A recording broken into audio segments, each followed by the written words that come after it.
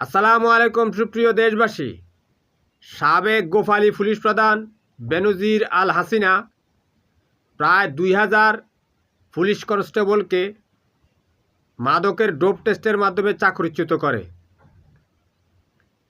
এরা মূলত সৎ পুলিশ সদস্য ছিল। এদের কয়েকজনের ঘটনা আপনাদেরকে বলি। ঠাকুরগাঁয়ের এরা বিএনপি অধ্যুষিত এলাকার পুলিশ ছিল। ঠাকুরগাঁয়ের রব্বানি রিক্সা চালিয়ে তার সংসার চালায়। চট্টগ্রামের এসআই মিজান সিএনজি চালানো অবস্থায় স্ট্রোক করে মারা যায়। পরে চাঁদা তুলে তার দাফনের কাফনের ব্যবস্থা করা হয়। খুলনার তরিকুল ইসলাম মরণব্যাধি ক্যান্সারে আক্রান্ত, টাকার অভাবে চিকিৎসা হচ্ছে না। এসআই আমিনুল স্ট্রোক করে প্যারালাইজড।